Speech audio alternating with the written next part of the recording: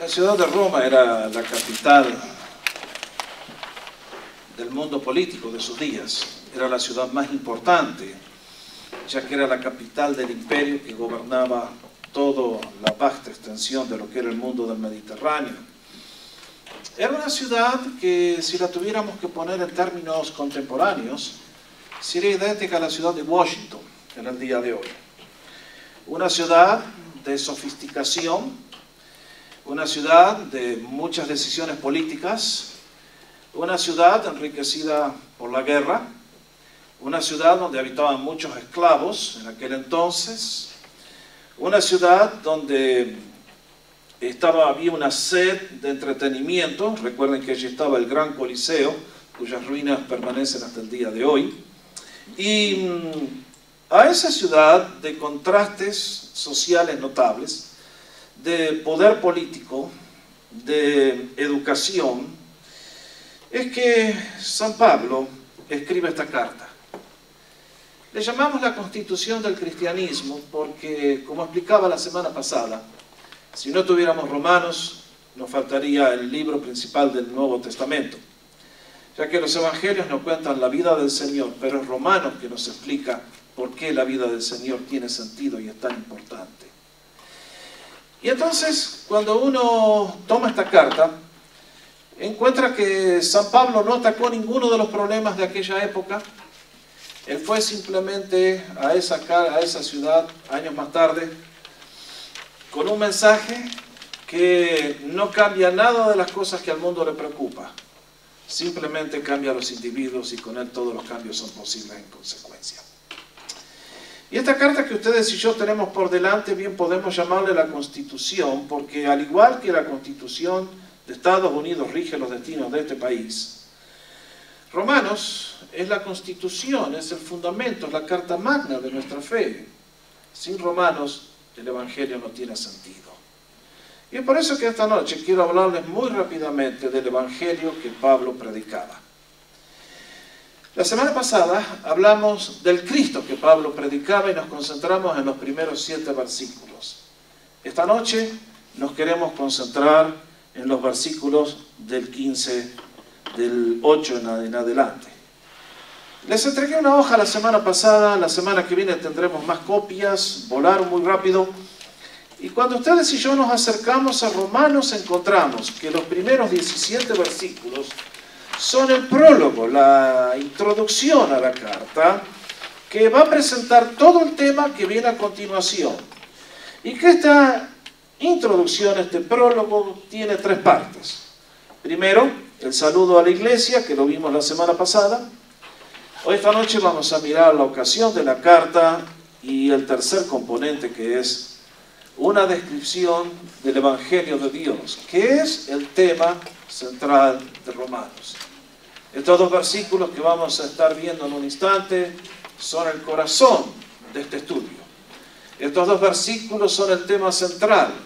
Todo lo que viene a continuación es una explicación de lo que son estos 2 versículos claves. Por lo tanto, ahí vamos. ¿Estamos listos? Cualquier cosa después les doy el PowerPoint si les ahorra tiempo. Muy bien. Cuando ustedes y yo nos acercamos a este prólogo, la primera parte lo acabamos de mencionar. En los versículos 8 al 15, Pablo nos va a describir la ocasión que hace que esta carta sea escrita. Cuando ustedes y yo nos acercamos, encontramos, mirando con más detenimiento, que Pablo hace un reconocimiento en el versículo 8 a aquellos creyentes de la ciudad de Roma. Recuerden que Pablo está en Corinto, en suelo de Grecia. Pablo nunca ha conocido esta iglesia. No saben quiénes son estos hermanos, aunque evidentemente hay muchos creyentes allí que se han convertido en sus viajes misioneros y se han trasladado a la capital, y por eso los va a saludar en el capítulo 16. Pero básicamente no sabemos quién fundó estas iglesias, cuántos creyentes había, dónde se reunían o cuáles eran sus nombres. Todo eso se perdió. Pero aquella iglesia que él no ha visto nunca, tiene interés en prepararlos para una futura visita. En sus planes de difundir el mensaje por toda la cuenca del Mediterráneo. Y entonces Pablo nos dice, primeramente doy gracias a mi Dios, mediante Jesucristo, por todos ustedes, porque vuestra fe se divulga por todo el mundo. Acá hay dos cosas que quiero llamar vuestra atención. Primero, Pablo, a creyentes que nunca he conocido, les comienza dando una palabra de aprecio. Doy gracias a Dios por todos ustedes. Pablo era un maestro en comunicaciones y en relaciones públicas. Años atrás, hace unos 60 años, hubo un señor aquí que se hizo multimillonario llamado Dale Carnegie. Escribió un libro titulado, ¿alguien lo leyó? ¿Cómo hacer amigos e influir sobre las personas? Correctamente. Cómo ganar amigos e influenciar personas. Y me acuerdo siempre porque en el prólogo Dale Carnegie decía, nunca en la historia de la humanidad se ha escrito un libro que trate cómo ganar amigos. Bueno, hoy no lo voy a corregir porque él ya está del otro lado hace muchos años, pero a 2000 años antes que él escribiera cómo ganar amigos, Pablo ya daba el ejemplo. Y en este caso, a congregación que nunca ha visto antes, le dice, primero doy gracias por ustedes. Y lo segundo es que nos dice por qué da gracias, y es que la fe de aquella gente se estaba divulgando, corriendo por todo el mundo. Aquellos creyentes de Roma tenían una buena fama. Eran creyentes en los cuales Dios estaba haciendo un cambio, y ese cambio lo pasaban a los demás. Qué lindo. Si Pablo nos tuviera que escribir una carta a nosotros en esta noche, ¿por qué nos alabaría? Es para pensarlo, ¿no? Yo confío que si nos hubiera escrito una carta podría haber dicho lo mismo, porque como estuvimos considerando hace un instante, Dios está haciendo muchas cosas lindas acá, está cambiando muchas vidas, y el mensaje comenzando desde esta iglesia se está regando por muchos puntos del mundo que tantas veces ni imaginamos. En los versículos 9 y 10 encontramos la oración de Pablo. Aquí nos dice, Dios, a quien sirvo mi espíritu anunciando el evangelio de su Hijo, me es testigo de que sin cesar hago mención de ustedes siempre en mis oraciones. Para que tiene el corazón de un verdadero pastor, de un verdadero misionero, de un cristiano maduro. Es alguien que intercede por todos los que conoce y por los que no conoce. Es alguien que tiene un corazón apasionado por las personas, de que conozcan a Cristo, de que reciban bendición. Y aquí nos recuerda de que esto era una actividad continua, y el pedido de oración que tiene es que Dios les pueda abrir la puerta a Pablo para que pueda llegar a conocer a aquellos hermanos. Este es el pedido de él, y vamos rápido porque hay mucho para ver. Nos dice en los próximos versículos por qué quiere ir a Roma. ¿Qué es lo que le impulsa a querer visitar aquella ciudad cosmopolita y a los creyentes en particular? Lo primero que leemos en el versículo 11 es que Pablo nos dice que quiere llegar hasta ellos para compartir algún don espiritual, a fin de que sean confirmados en la fe. Este es un tema muy largo, muy vasto. Indudablemente Pablo está pensando en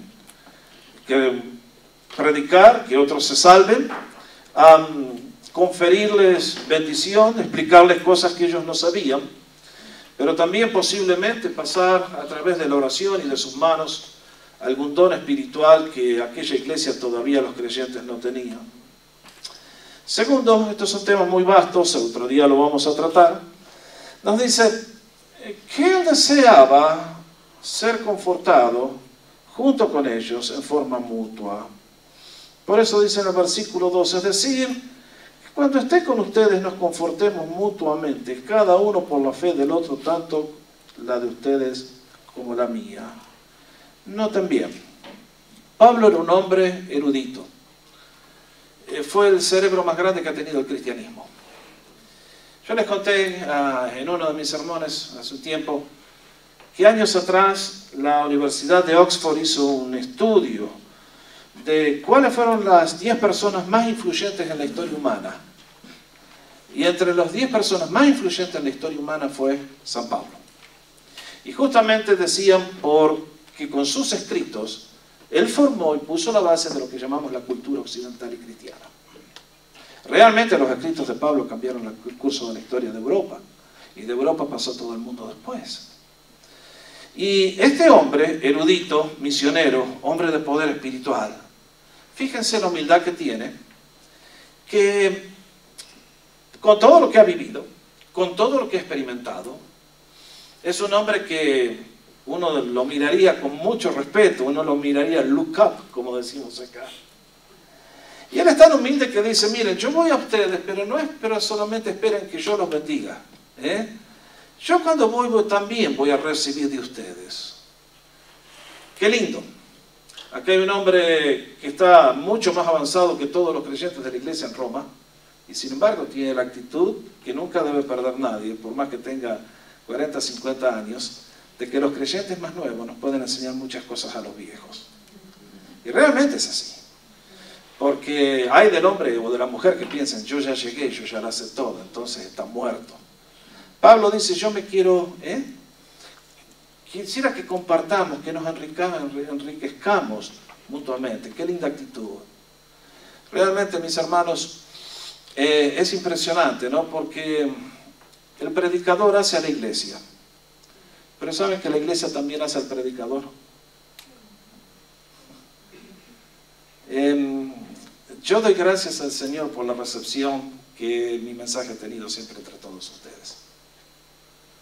Yo predico en comunidad con confianza porque sé que estoy entre amigos.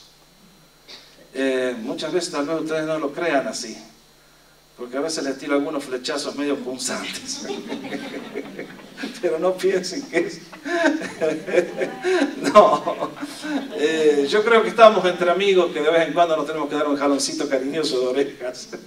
Pero créanme que mucho tiene que ver en la vida de la iglesia el pastor y la congregación. Los dos tienen que llevarse bien. A mí me ha tocado predicar en otras iglesias donde uno llega y se da cuenta de que hay un hielo entre el púlpito y los bancos. El predicador habla y los demás o le toman examen o rebotan todo o no escuchan y uno dice, no, qué difícil eso. No, Pablo dice acá, voy con el propósito de que nos confortemos mutuamente, y dice que espera tener fruto inclusive, porque como en todas las cosas que hacemos, queremos tener resultados concretos, queremos ver bendiciones. Por eso en el versículo 13 nos recuerda que ha tenido obstáculos, ha habido problemas, pero en la segunda parte nos dice, a fin de obtener algún fruto también entre ustedes, así como entre los demás gentiles. Los que estamos en el ministerio, yo entré al ministerio para ver fruto. Lo único que a mí me da vigor y pasión en todo lo que hacemos es cuando veo personas que aceptan a Cristo. Porque sé que estoy viendo un milagro. Porque ¿quién puede ser salvo fuera de la gracia y el poder de Dios? Nadie. Y cada persona que conforma nuestra iglesia es un milagro viviente. Cada persona que está en todas las iglesias es un milagro de la gracia de Dios. Y mucho más que eso, después el Señor hace. Y uno dice, Señor, qué lindo. Lo más difícil es que muchas veces el Señor a los pastores y a las iglesias nos hace pasar por tiempos de desierto. Es su propósito, nunca lo olviden. Uno puede estar haciendo todas las cosas bien y el Señor nos dice, bueno, hijo, los quiero probar un poquitito a ver si se me han puesto medios arrogantes y exitosos, y quiero ver si todavía si les corto un poco las bendiciones, si siguen fieles y sin dudar.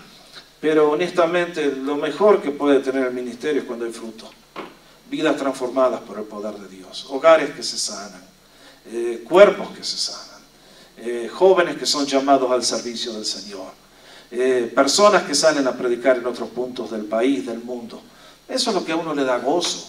Eso es el combustible en el ministerio. Y eso es lo que siempre tenemos que pedir. Que no tengamos meras actividades, que veamos fruto. No es cuestión de ir a golpear y digo, sí, voy a golpear por las puertas de las casas a ver si vendo algo. Y cuando vuelvo no he vendido nada. El buen vendedor es el que vende el producto. Y ustedes y yo no vendemos, pero ciertamente cuando servimos y hacemos, queremos tener fruto. Y lo último que nos dice Pablo es que él tiene un sentido de responsabilidad hacia todo el mundo. Versículo 14. Tengo obligación, nos dice en la versión del 60, a griegos y a no griegos soy deudor. Tengo un mensaje que predicar y no puedo quedarme quieto en el espíritu si no lo he entregado totalmente. A griegos, que eran la gente culta, se suponía, y bárbaros, como dice el término original, eran aquellos que no habían tenido acceso a la cultura, a la educación de Grecia. Dice, yo soy deudor. Tengo un mensaje que predicarlos que Dios me ha dado y por lo tanto lo voy a hacer con toda la fuerza de mi ser. Y noten bien que dice griegos porque no era que eran griegos de Grecia. El mundo de aquel entonces, todo el imperio romano hablaba ¿qué idioma? El griego, porque Alejandro Magno lo había impuesto en todo el mundo con sus conquistas militares. Entonces, los que no hablaban el griego eran los bárbaros, eran los que estaban más allá de las fronteras del imperio, y entonces él nos dice, bueno, ahí vamos, a todos les quiero predicar el evangelio y quiero que sepan lo que yo llevo. Y lo último que quiero ver antes del versículo 16 y 17 es la disposición del apóstol Pablo. Noten que dice en el versículo 15, así que, en cuanto a mí, pronto estoy a anunciarles el evangelio también a ustedes, que están en Roma. En esta ciudad cosmopolita, en esta ciudad políticamente importante, entregada al entretenimiento en todas las cosas, él nos dice, yo estoy dispuesto, estoy listo. No veo la hora que pueda llegar hasta allá y predicarles el evangelio de Jesús. Y acá creo que vale la pena mencionar lo que ya acabo de decir, y es, ¿quién es el que está? Un judío que no tiene ninguna señal de grandeza, es un maestro, un líder religioso de su nación, pero que posiblemente en Roma nadie lo conocía. Segundo, en esta ciudad que describí ya 2 veces, Pablo quiere llegar a esa ciudad que hay tantos contrastes y tantas injusticias sociales que vamos a ver descrita con lujo de detalle a partir del capítulo 1, versículo 18. Pablo le dice, a ustedes quiero llegar. ¿Y con qué mensaje? Les quiero anunciar las buenas nuevas de salvación. Esto es lo que vimos la semana pasada, que significa la palabra evangelio. Y acá dice, en cuanto a mí, estoy pronto, estoy dispuesto. Vean la actitud de este hombre. Ese era un centro donde Satanás tenía un enclave gigantesco. Mientras había oportunidades de predicar, también podía esperar conflictos. Y es en esta ciudad donde estaba el emperador, donde, muy parecido a California del día de hoy, donde el homosexualismo abundaba. Casi todos los emperadores romanos fueron homosexuales, excepto 1 o 2.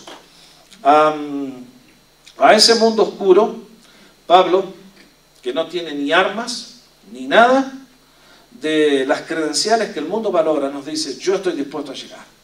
Les quiero predicar el evangelio. Y entonces, en los versículos 16 y 17, nos va a explicar lo que es el corazón de la fe cristiana. Nos va a hacer una mini descripción de lo que es el evangelio. Los versículos 16 y 17. Y les pido que miren, porque en estos 2 versículos, 4 veces aparece la palabra ¿por qué?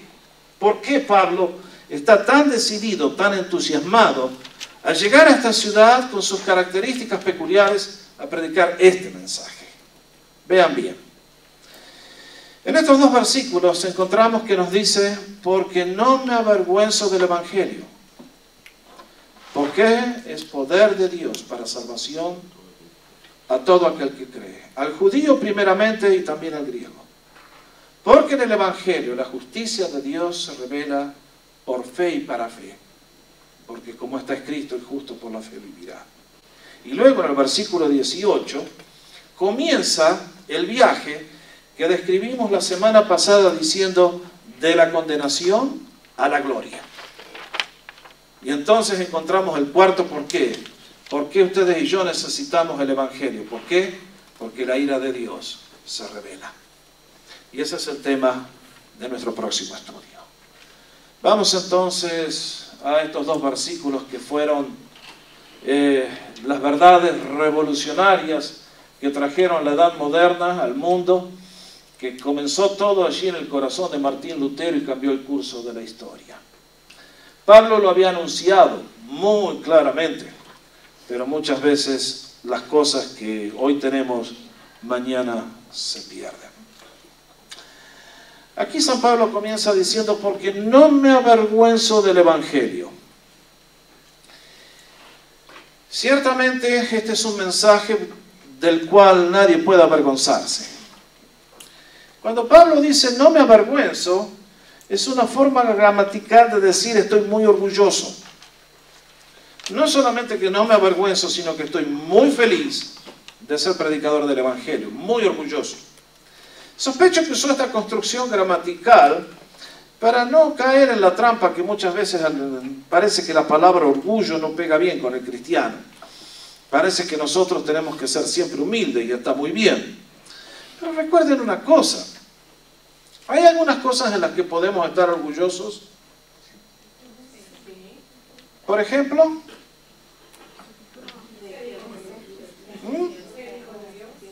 correctamente, en las cosas que Dios está haciendo en tantas vidas, en el poder del Evangelio para cambiar vidas. En eso no tenemos por qué ser tímidos, ¿me comprenden? Distinto es si yo estoy orgulloso de mí mismo, eso es malo, eso no es bueno. Pero yo estoy muy orgulloso como pastor de comunidad por todas las cosas que Dios ha hecho en este lugar. ¿No creen que es correcto? No me estoy agrandando por lo que yo he hecho, es lo que Dios ha hecho. Porque la obra de Dios es sobrenatural, yo no lo puedo hacer. Y entonces uno dice, no me avergüenzo del Evangelio. ¿Por qué? Porque este mensaje de buenas nuevas, en primer lugar, responde a la necesidad humana más profunda. Los seres humanos, cuando llegan al análisis de los males sociales, dicen, esto está mal, aquello está mal, aquello está mal. El Evangelio va a la raíz. En segundo lugar, mientras tantas veces la filosofía nos dice cuál es el problema y la ciencia nos dice cómo pasan las cosas, ninguno nos da la respuesta, ninguno nos da la puerta de salida. El Evangelio de Dios realmente encontramos lo que Dios hizo por ustedes y por mí. Tercero, nos va a hablar de la condición para la salvación y en cuarto lugar, nos va a hablar de los resultados. Vamos por parte.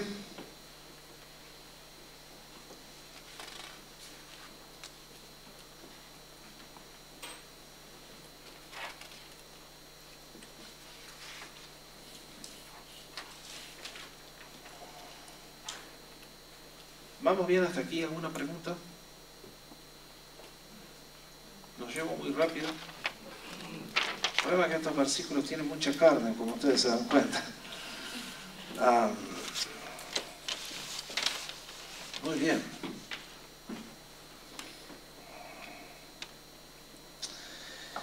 Cuando nos dice San Pablo que no me avergüenzo del Evangelio, porque es poder de Dios para salvación, creo que tiene en mente algunas cosas que vale la pena señalar. Este término salvación es el corazón de la Biblia. Indica la obra de Dios por ustedes y por mí.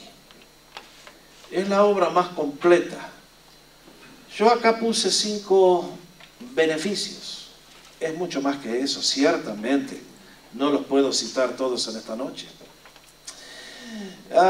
Para ustedes que han estado en las células, cuando estudiamos cómo comenzar la carrera cristiana, vimos los beneficios de la obra de Cristo. En el manual allí puse un artículo que se los tendría que fotocopiar a todos, estoy pensando ahora, con los 33 beneficios de la obra de Cristo, que aparecen en el Nuevo Testamento. Y estoy seguro que si alguien se pone a estudiar un poquito más, encuentra más todavía. Pero básicamente, lo que Pablo nos dice aquí, es que el Evangelio es poder de Dios. El término poder es un término muy interesante en el griego. Es la palabra de donde sacamos dinamita, correctamente. Dunamis, poder. Es algo que humanamente es imposible, es algo que sobrepasa toda la capacidad humana. Y nos dice que esta salvación nos saca de debajo del juicio de Dios. Esto lo vamos a comenzar a analizar la semana que viene, para recibir la salvación que Dios nos ofrece. Nos saca del poder del pecado con las consecuencias devastadoras que vamos a analizar para vivir una vida transformada. Nos saca de la presencia del pecado que arruina la sociedad, porque primero arruinó mi vida para llevarme una calidad de vida que es la vida eterna. Esa obra ciertamente incluye ser librado de 1.000.000 de enfermedades que tienen su origen en un espíritu descompuesto, para comenzar a sanarnos y recibir salud perfecta. También nos saca de la esclavitud espiritual para darnos libertad en Cristo Jesús. Y en este caso me estoy refiriendo a la libertad de aquellos que han sido esclavizados por espíritus satánicos. Me llama la atención la afirmación de Lucas 8:36 que está allí en la pantalla, porque cuando ustedes leen el relato del endemoniado gadareno que fue liberado, si leen ese versículo van a notar que dice que fue salvo. No dice que el endemoniado fue liberado, fue salvo. Y realmente esto les da un pantallazo de la amplitud de todo lo que Dios nos ofrece en Cristo Jesús. Realmente, porque es poder de Dios para salvación, de cosas que los seres humanos no podemos controlar, de cosas que los seres humanos no podemos obtener. Y todo se da como resultado de la misericordia de Dios. ¿Seguimos?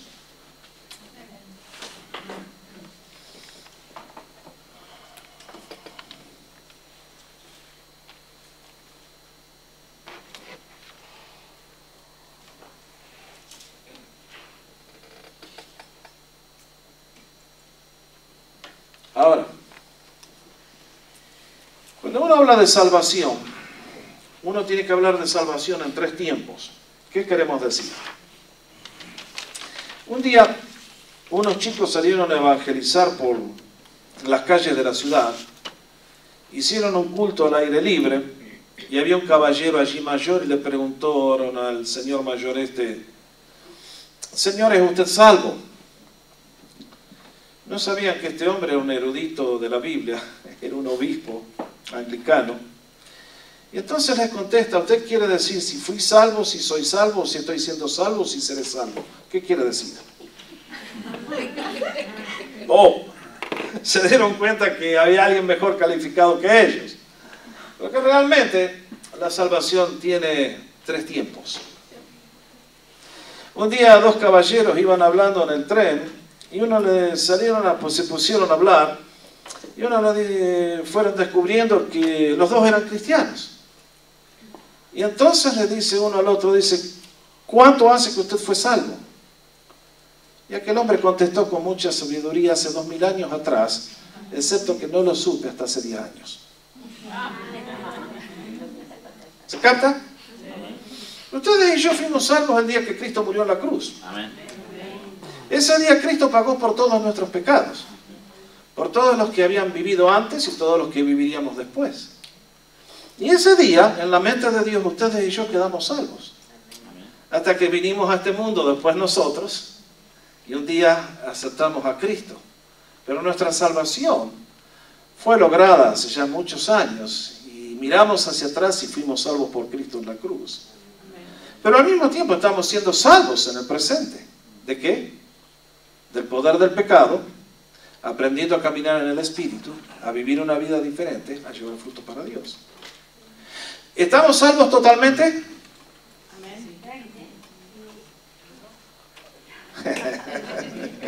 Sí, no es cierto. Absolutamente salvos. Nuestra salvación, si hemos creído en Jesús, está absolutamente garantizada. ¿Pero hemos visto el fruto total de nuestra salvación? No todavía, tenemos que esperar hasta el cielo. Porque entonces seremos lo que verdaderamente fuimos diseñados para ser, y que el pecado arruinó. Solamente cuando estemos en la presencia de Dios, ustedes y yo, vamos a alcanzar el potencial para el cual Dios nos creó. Es por eso que la salvación tiene 3 tiempos. Fuimos salvos por Cristo. Estamos siendo salvos en el día de hoy a través de su obra, del poder del Espíritu, nos transforma y nos lleva. Y nos falta lo mejor, lo que todavía está por venir, la fiesta de graduación y toda la eternidad para disfrutar en la presencia del Rey. Amén. Así que esta salvación tiene 3 tiempos. Y esta salvación es universal, por eso en este versículo nos dice, porque no me avergüenzo del Evangelio, porque es poder de Dios para salvación a todo aquel que cree, del judío primeramente y también al griego. Es para todos, para los buenos y para los malos, como si hubiera buenos y malos a los ojos de Dios, ¿no es cierto? Para el educado y el ignorante, para el rico, el pobre, para todos. Y no también que esta salvación se recibe únicamente en base a una sola condición, y es para todo aquel que cree. Ahora, mis hermanos, este es un término que vale la pena analizar, porque ustedes y yo hemos repetido de memoria muchas veces esto que está en Efesios capítulo 2, versículos 8 y 9. Y lo deberíamos saber de memoria porque son un fundamento de nuestra relación con Dios. ¿Cómo dice?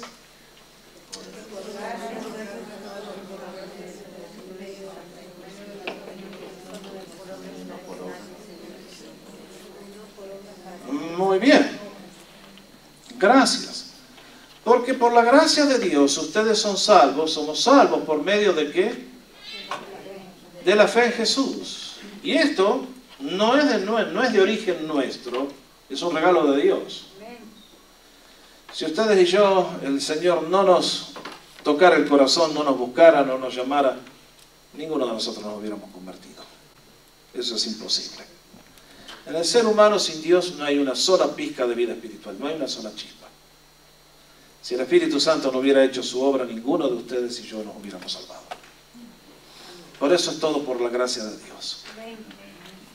Tan seria es nuestra condición.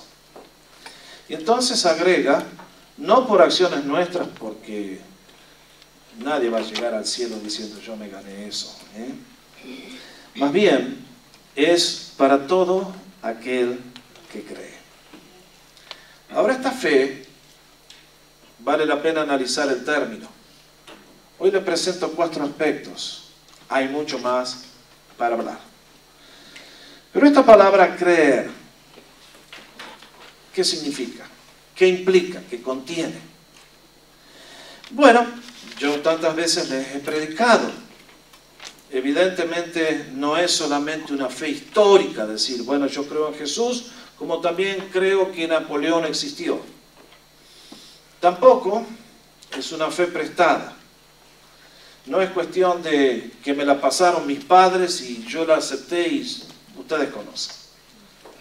Más bien debe tener ciertas características definidas, si es que podemos decir una persona es salva.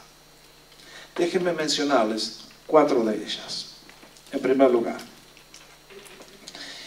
la fe cristiana que salva está fundamentada ¿en qué? En una creencia. Ustedes y yo tenemos que creer ciertas enseñanzas, ciertas doctrinas. Doctrina y enseñanza es lo mismo. La palabra doctrina significa enseñanza. Y quiero presentarles aquí lo que Pablo, el mismo que está escribiendo Romanos, en 1 Corintios 15 nos da una síntesis de lo que él predicaba por todo el mundo. Que leemos en 1 Romanos 15, versículos 1 al 4. Ahora les hago saber, hermanos, el evangelio que les prediqué, el cual también ustedes recibieron, en el cual también están firmes, por el cual también son salvos si retienen la palabra que les prediqué, a no ser que hayan creído en vano. Porque yo les entregué en primer lugar lo mismo que recibí, que Cristo murió por nuestros pecados conforme a las Escrituras, que fue sepultado y que resucitó al tercer día conforme a las Escrituras. Ahí tienen una nutshell, una síntesis de lo que Pablo predicaba en todo el mundo. Que toda la esperanza nuestra está basada en una serie de hechos que ustedes y yo tenemos que creer. Si alguien me dice, bueno, yo creo todo eso, pero no creo que Cristo resucitó corporalmente, ¿puede ser salvo? De ninguna manera. Si alguien me dice, no, lo que salió de la tumba fue un espíritu, eso lo enseñan algunos grupos que vienen a golpear su puerta. Tal persona no puede ser salva. Porque si lo que resucitó fue un espíritu, entonces ¿qué poder tenemos ustedes y yo para vivir una vida transformada? No. Cristo resucitó corporalmente. Y eso es lo que nos da la esperanza como seres humanos. Las doctrinas son importantes. No es cuestión de, bueno, a mí me parece, yo pienso. No, sorry. Ustedes y yo tenemos que venir a la fe cristiana que está en este libro. Tenemos que aceptarla tal como está, y hay hechos fundamentales en los cuales no podemos equivocarnos. Nuestra fe está basada en ciertos hechos. Tenemos que creerlos y afirmarlos. Por eso, en primer lugar, no cualquiera puede decir, bueno, yo creo en Jesús. Bueno, yo también creo en que Rusia está allá y Moscú es la capital. Pero eso no me salva. Tengo que saber exactamente qué creo y por qué lo creo. Además, la fe que salva debe tener un elemento de confianza absoluta. ¿Qué quiero decir? Que la fe ciertamente que nos salva es progresiva. Ustedes me conocen. Cuando les hablo de los 5 peldaños del discipulado, a ver cómo eran las 5 C. Ustedes saben, ¿no es cierto?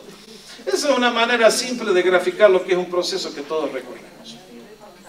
Que todos empezamos como curiosos, después llega un día que nos convencemos mentalmente, después llega un día que aceptamos el mensaje del corazón y se hace una seguridad absoluta en nuestro ser interior por el Espíritu Santo que viene a morar dentro nuestro.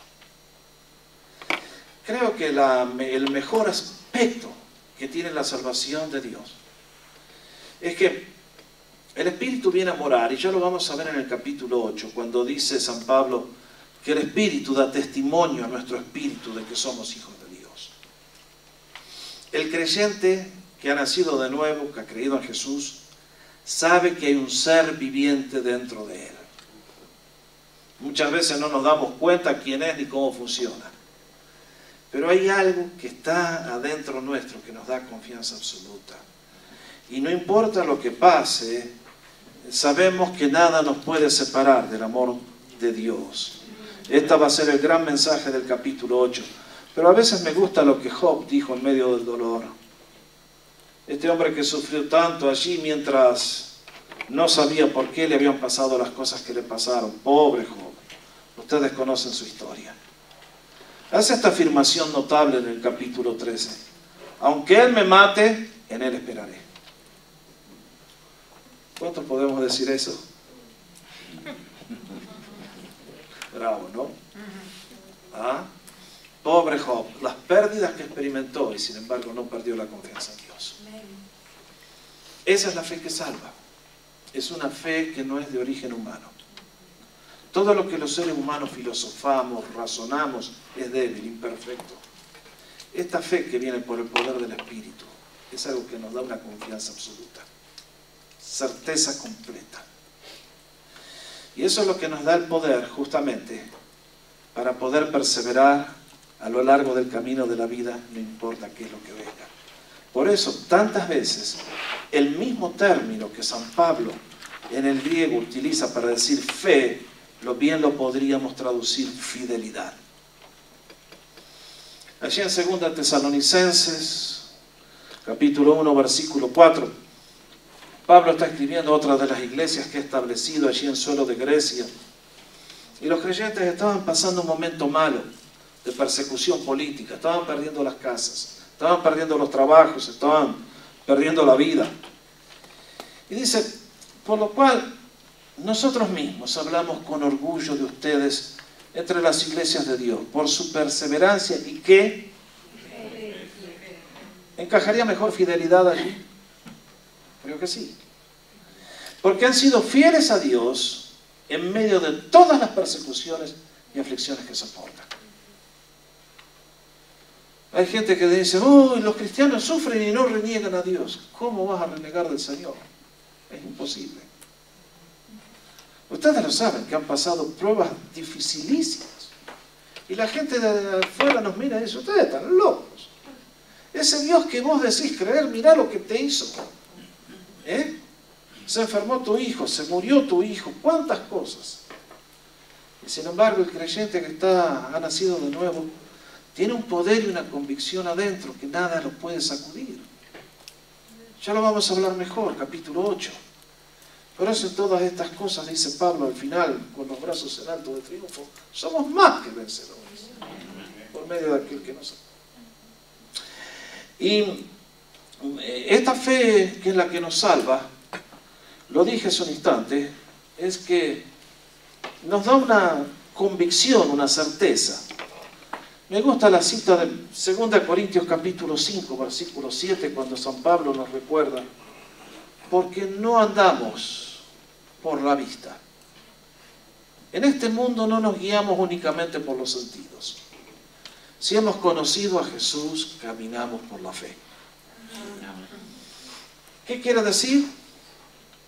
Que ustedes y yo podemos estar caídos hoy, pero sabemos que nos vamos a levantar en el nombre del Señor. Amén.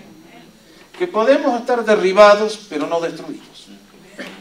Que podemos estar pobres, pero somos ricos.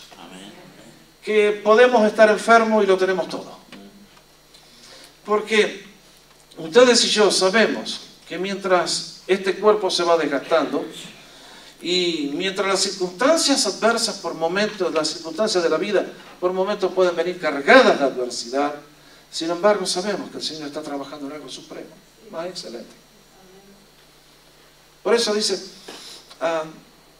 porque las cosas que no se ven, que las cosas que se ven, ¿para qué esperarlas? Pero por la fe ustedes y yo esperamos cosas mejores. Y el creyente va de fe en fe. Y por eso, en el próximo versículo, Pablo nos va a decir, porque en el Evangelio,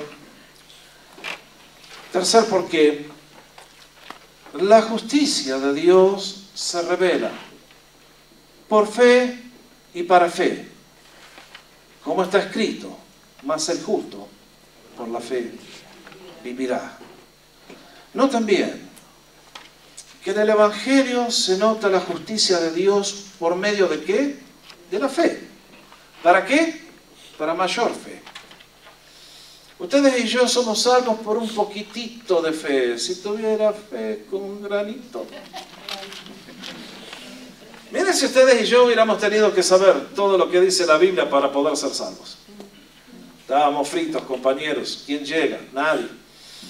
Pero ustedes y yo creímos esa palabra.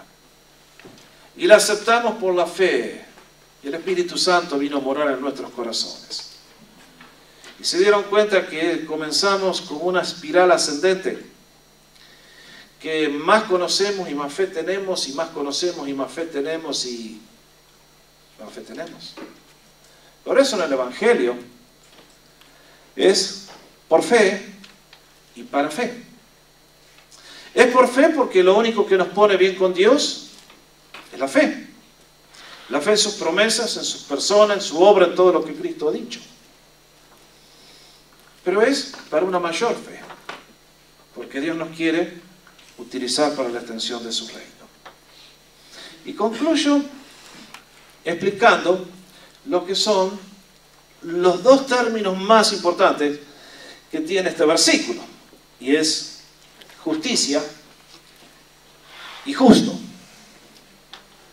Porque aquí llegamos a lo que es la doctrina fundamental del Evangelio. Porque en el Evangelio la justicia de Dios se revela. La semana pasada les conté del peregrinaje de Martín Lutero. Y este hombre, que tuvo aquel gran susto cuando su amigo fue fulminado por un rayo y se mete en el convento para poder ponerse bien con Dios, Les conté cómo él hizo todo lo imposible para ganarse el perdón, y cuanto más se esforzaba, se daba cuenta que era como aquella historia ¿se acuerdan del que se sube al burro y le pone un palo con una zanahoria y el burro camina para agarrar la zanahoria y la zanahoria camina? Y no llegaba nunca Martín. Y lo que él contaba es que cuando leía esta frase, la justicia de Dios, que se revela en el Evangelio, él pensaba en la justicia legal de Dios. O sea, Martín, eres pecador y por lo tanto te frío en la sartén. Y entonces nos dice que odiaba estos versículos, porque lo hacían desesperar. Nos dice que cuando veía que en el Evangelio se muestra la justicia de Dios, él decía, acá está la ley, acá están los 10 mandamientos, los he quebrantado todos. Y si Dios espera que cumpla todo esto, ¿cómo lo hago? Y el pobre se desesperaba. Hasta que finalmente un día, el Espíritu Santo hizo la luz y se dio cuenta que esta frase no es la que ustedes y yo usamos en español, sino que tiene un significado muy profundo y muy diferente. Cuando ustedes y yo usamos la palabra justificación, ¿cómo lo usamos?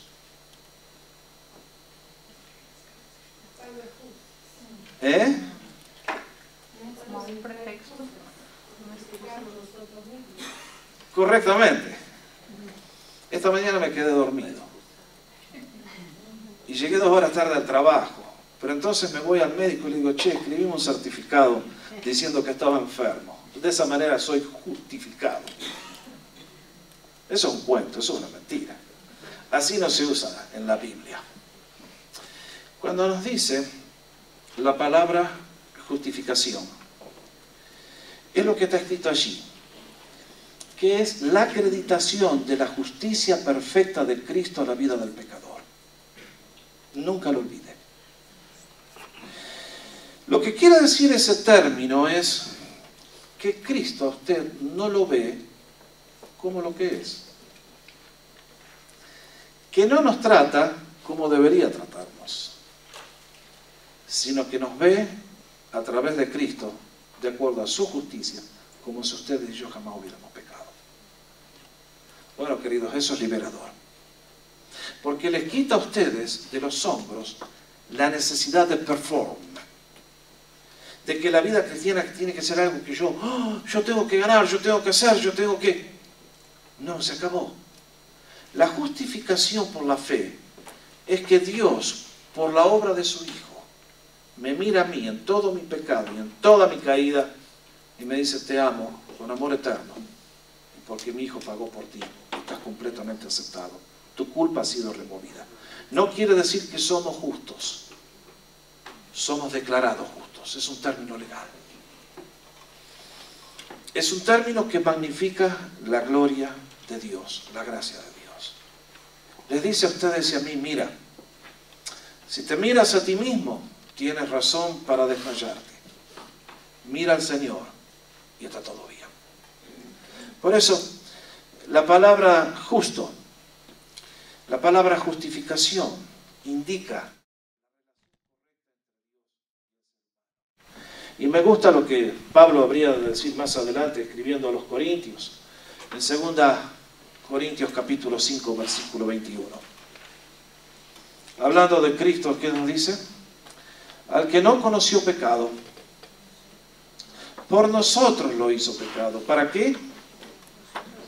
Para que nosotros seamos justicia de Dios en él. ¿Se dan cuenta? No es que ustedes y yo tenemos que ganarnos algo. Ustedes y yo somos más bien como la parábola de los 2 deudores que analizamos 2 semanas atrás, y aquel hombre debía una fortuna cuantiosa que jamás podía pagar. Pero vino el rey y dijo, cancela la deuda. A la cuenta de aquel hombre que estaba en rojo, Dios acreditó el dinero. Y cuando se trata de tu relación y la mía con él, lo que estamos diciendo es que Dios, por su gracia, canceló la deuda que teníamos. Y a ti y a mí nos abrió la puerta de la prisión para que seamos libres. Y es por eso que San Pablo concluye esta introducción a la carta diciendo, mas el justo por la fe vivirá. Y esta fue la frase que le cambió la vida a Martín Lutero, y con él cambió la historia humana. Más años más tarde, escribiendo en uno de sus libros, les leo lo que escribió. Cuando por el Espíritu Santo entendí esas palabras, el justo vivirá por la fe, entonces nací de nuevo. Como un hombre transformado, entré por las puertas abiertas del paraíso de Dios. A partir de allí comencé a ver las Escrituras con otros ojos. Aquellas páginas que antes odiaba, ahora comencé a amarlas y valorarlas como los tesoros más preciosos. Este texto para mí fue la entrada al paraíso. Y realmente uno dice amén, Señor. Porque ustedes y yo, si hemos conocido el Evangelio y hemos conocido a Jesús, tenemos un mensaje transformador y de esperanza que ningún otro mensaje, ni filosofía ni religión puede hacer. Nosotros predicamos a un Cristo viviente, a un Salvador eterno, que ha hecho todo por amor, y vaya, cuánto más hay para explicar. Eso es lo que va a hacer Pablo en los próximos capítulos que vienen.